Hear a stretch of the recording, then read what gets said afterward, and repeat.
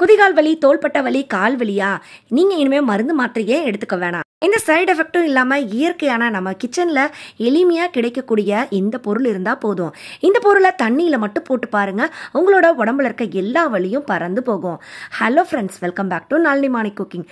இந்த வீடியோ ஃபுல்லா பாருங்க. பார்த்துட்டு பிடிச்சிருந்தா நம்ம சேனலை சப்ஸ்கிரைப் பண்ணிக்கோங்க, பக்கத்துல இருக்கிற பெல் ஐகானையும் கிளிக் பண்ணிக்கோங்க. இன்னைக்கு இந்த வீடியோல ரொம்ப யூஸ்ஃபுல்லான ஒரு ஹெல்த் டிப்ஸ் தான் பார்க்க போறோம். நிறைய பேருக்கு உடம்புல பலவிதமான வலிகள் இருக்குது.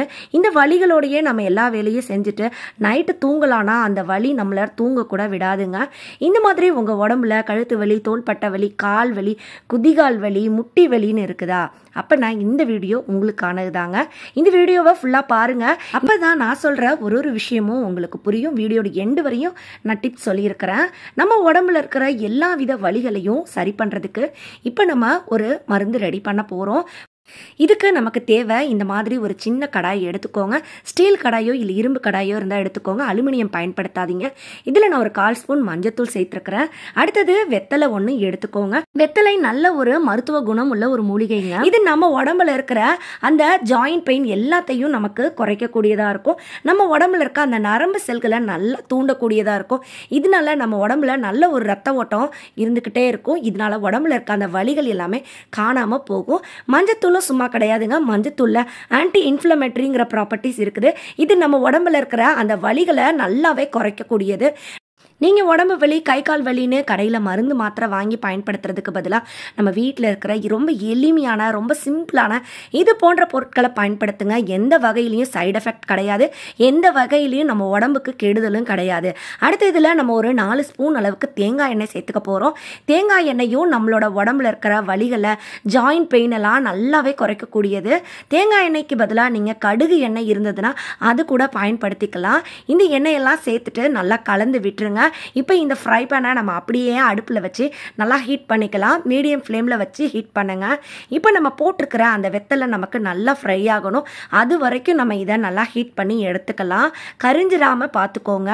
இப்போ நம்ம போட்டிருக்க அந்த வெத்தலை எல்லாமே நல்லா ஃப்ரை ஆயிடுச்சு. ஒரு 2 நிமிஷம் தாங்க ஆச்சு. இப்போ நம்ம அடுப்பை ஆஃப் பண்ணிவிட்டு இந்த ஃப்ரை பேனை எடுத்துடலாம்.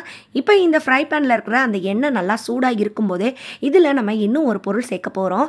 அது என்னன்னா, நம்ம பூஜைக்கெல்லாம் பயன்படுத்தக்கூடிய கற்பூரம். ஒரு 3 கற்பூரம் அளவுக்கு எடுத்துக்கோங்க. அந்த கற்பூரத்தை நல்லா பொடி பண்ணிவிட்டு இந்த எண்ணெயில் சேர்த்துக்கலாம். இந்த எண்ணெய் சூடாக இருக்கும்போதே கற்பூரத்தை பவுடர் பண்ணி சேர்த்துக்கோங்க.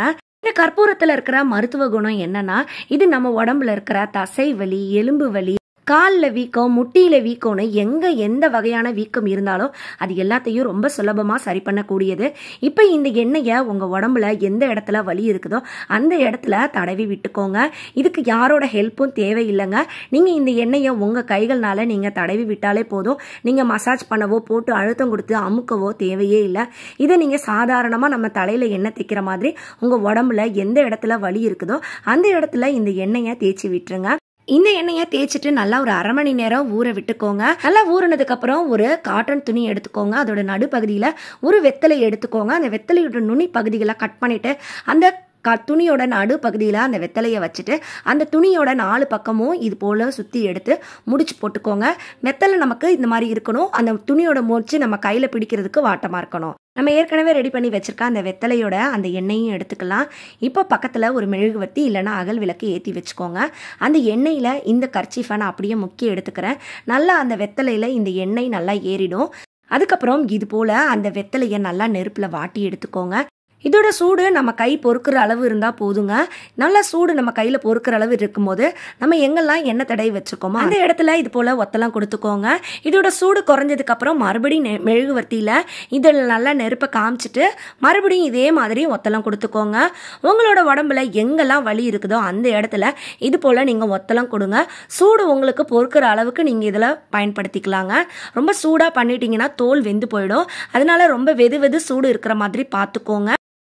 இந்த எண்ணெயை நம்ம ஏற்கனவே ஊற வச்சுருக்கோம். அது மட்டும் இல்லாமல் இந்த எண்ணெயை நம்ம ஹீட் பண்ணி செய்யும்போது நல்லா நம்ம உடம்புக்குள்ளே இந்த எண்ணெயோட சாறு எல்லாமே அப்சார்ப் ஆகும். இதனால நம்ம உடம்புல இருக்கிற நாள்பட்ட வலி, நாள்பட்ட வீக்கம், நாள்பட்ட எல்லாமே சரியாகும். நம்ம உடம்புல இருக்கிற அந்த ரத்த ஓட்டம் நல்லா நமக்கு சீராக இருக்குங்க. நம்ம உடம்புல இருக்கிற அந்த தசை வலி, குதிகால் வலி, எலும்பு வலி, முட்டி வலி எல்லாமே நமக்கு சரியாகும். அடுத்தது ஒரு டப்பில் நம்ம தண்ணி வச்சுக்கலாம். நான் வெது வெதுன்னு சூடு இருக்கிற மாதிரி தண்ணி எடுத்திருக்கேன். அதில் ஒரு கைப்பிடி அளவு கல்லுப்பு சேர்த்துக்கோங்க. இந்த தண்ணியில் நம்ம ஏற்கனவே ஒத்தடம் கொடுத்து வச்சிருக்கிற அந்த காலை அப்படியே எடுத்து வச்சுக்கலாம். நீங்கள் கேட்கலாம், இதனால தோள்பட்டை கழுத்து வலி எப்படி சரியாகும்னு.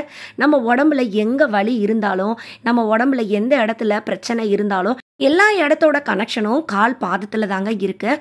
அப்படிப்பட்ட கால் பாதத்தில் ஒரு அக்கு ப்ரெஷர் கொடுக்கறதுக்காக இந்த மாதிரி ஒரு வேஸ்டான பாட்டிலோட பிளாஸ்டிக் மூடி எடுத்துக்கோங்க.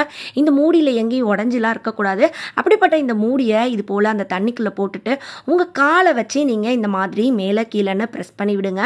கால் விரல்கள் வச்சு லேசாக ப்ரெஸ் பண்ணுங்கள். அதுக்கப்புறம் காலோட குதிகால் வச்சு ப்ரெஸ் பண்ணுங்கள். இந்த மாதிரி அந்த மூடியை உங்கள் காலில் வச்சு நல்லா ரொட்டேட் பண்ணி லேசாக நீங்கள் ப்ரெஸ் பண்ண நம்ம உடம்புல இருக்க அந்த அக்கு ப்ரெஷர் பாயிண்ட் எல்லாமே நமக்கு தூண்டப்படுங்க. இதனால நம்ம உடம்புல எங்கே வலி இருந்தாலும் நமக்கு குறைஞ்சிக்கிட்டே வரும். இதை நம்ம தொடர்ந்து செய்யும்போது நல்லாவே வேலை செய்யும். உங்களுக்கு எவ்வளோ வேலை இருந்தாலும் நைட்டு தூங்க போகிறதுக்கு முன்னாடி இந்த ஒரு விஷயத்தை மட்டும் நீங்கள் ட்ரை பண்ணுங்கள். உங்கள் உடம்புல எந்தவித வலியும் இருக்காது. அடுத்த நாள் காலையில் ரொம்ப ஃப்ரெஷ்ஷாக எந்திரிப்பீங்க. உங்களோட வேலை எல்லாமே உங்களுக்கு சுலபமாக முடியும்.